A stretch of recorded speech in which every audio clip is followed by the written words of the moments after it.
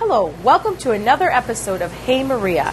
Today we are going to make chicken spinach rolls, lasagna rolls you could call them, because they're going to be in lasagna noodles with homemade alfredo sauce, Italian bread, just any of your grocer bakery Italian bread, and a caprese salad, which I will explain later. But first I'm going to start out with making our alfredo.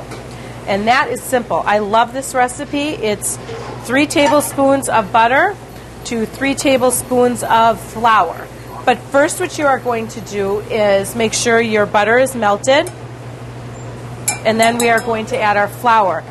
And as I explained in a couple episodes before, or a few, it's a roux. We're making a roux again. A roux is a thickener to your sauces. I was going to ask you that, Maria. Ah, gotcha first. You got me. Gotcha. That's what I need to do. Let's get you first.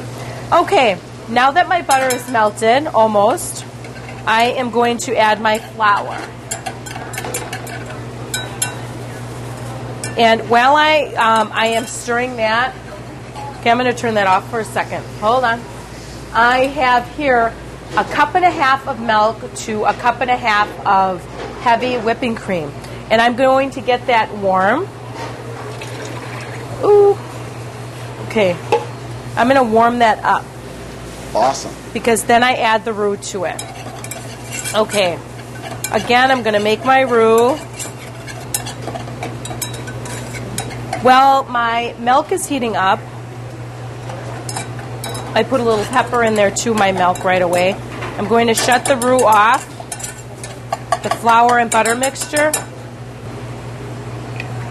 I do need garlic powder. I add this to my alfredo. And all I do, I sprinkle it in there. I would say about 2 teaspoons and a half is good. So after my milk and cream are heated, I will add in my roux to my milk. And then you have to make sure that you keep whisking it so you don't get lumps. You don't want a lumpy alfredo. Hey, Maria, can you just tell us why the lumps are such a big issue? Because I've heard that so many times. Would you like to eat lumpy gravy or a lumpy alfredo? The lumps are the flour that is sticking inside your sauce, and it's actually very gross.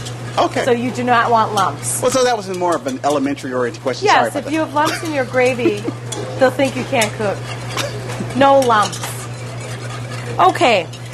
You can see it thickening as it gets hotter. And just keep whisking it and whisking it.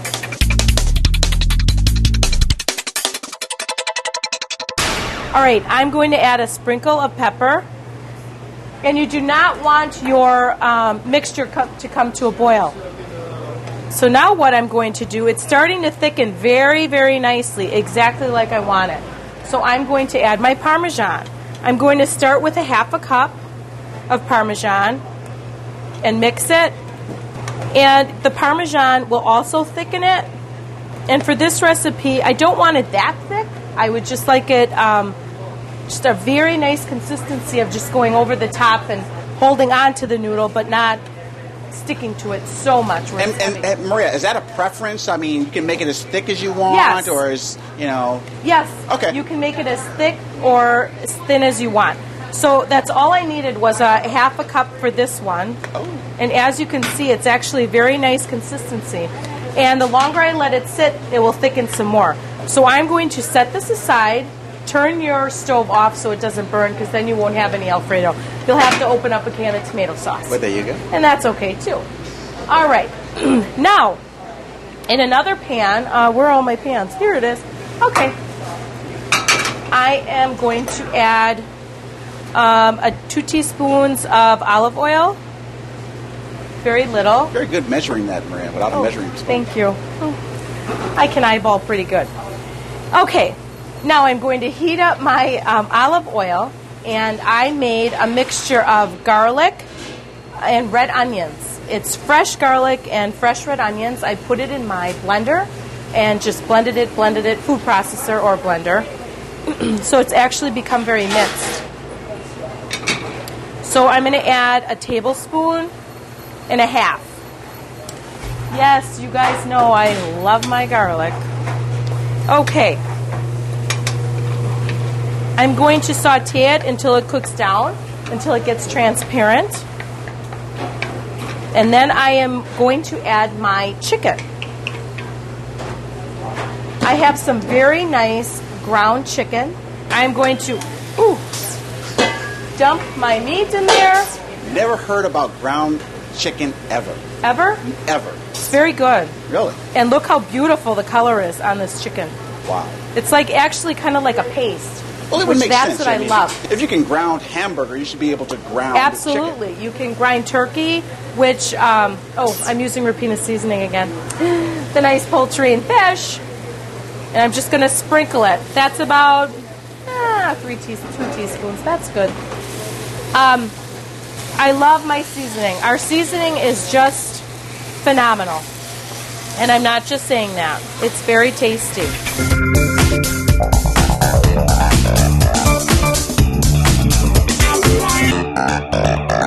What's very important about when you're cooking your chicken is to make sure you continue chopping it with your wooden spoon or whatever you have.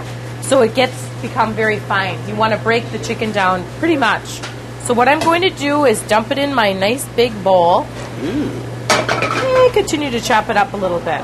And then what I'm going to do is you take your, it's 2 8 ounces of cream cheese, so 16 ounces.